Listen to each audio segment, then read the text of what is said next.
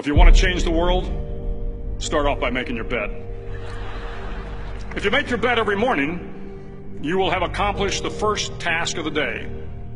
It will give you a small sense of pride, and it will encourage you to do another task, and another, and another.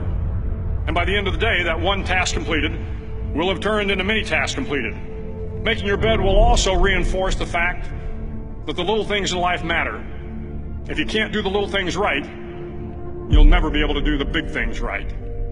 And if by chance you have a miserable day, you will come home to a bed that is made, that you made. And a made bed gives you encouragement that tomorrow will be better. To pass SEAL training, there are a series of long swims that must be completed. One is the night swim.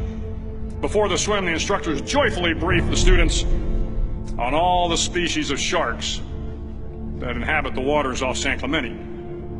They assure you, however, that no student has ever been eaten by a shark, at least not that they can remember.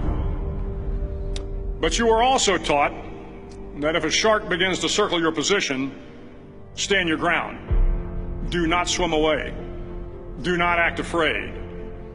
And if the shark, hungry for a midnight snack, darts towards you, then summons up all your strength and punch him in the snout, and he will turn and swim away. There are a lot of sharks in the world. If you hope to complete the swim, you will have to deal with them. So if you want to change the world, don't back down from the sharks. Over a few weeks of difficult training, my SEAL class, which started with 150 men, was down to just 42. There were now 6 boat crews of 7 men each. I was in the boat with the tall guys, but the best boat crew we had was made up of the little guys, the Munchkin crew, we called them. No one was over 5'5". The Munchkin boat crew had 1 American Indian, 1 African American, 1 Polish American, 1 Greek American, 1 Italian American, and 2 tough kids from the Midwest. They out-paddled, outran, and outswam all the other boat crews.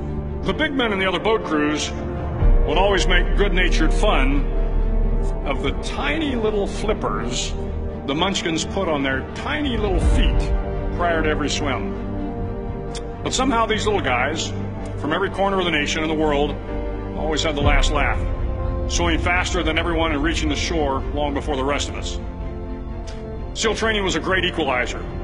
Nothing mattered but your will to succeed, not your color, not your ethnic background, not your education, not your social status. If you want to change the world, measure a person by the size of their heart, not by the size of their flippers. The 9th week of training is referred to as Hell Week. It is 6 days of no sleep, constant physical and mental harassment, and 1 special day at the Mud Flats.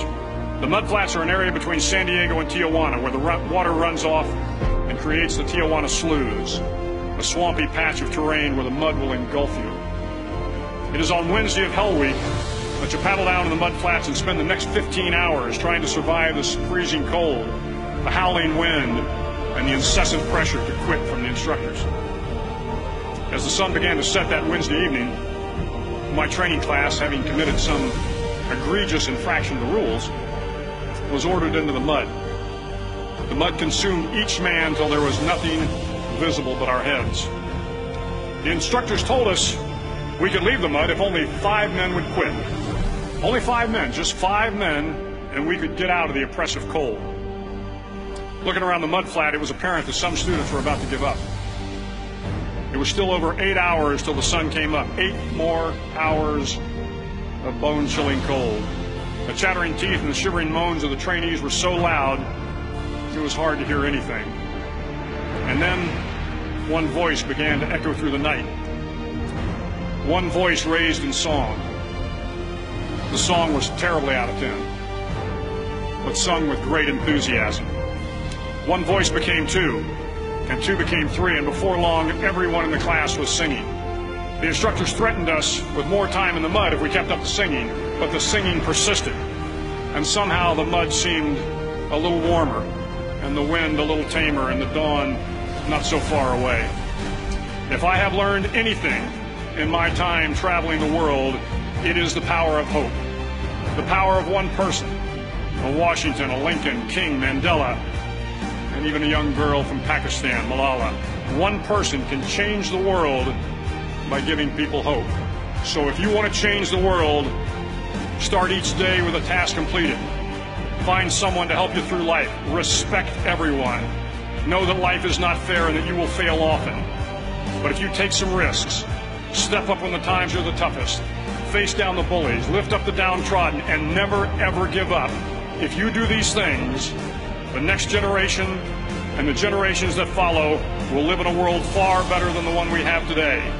And what started here will indeed have changed the world for the better.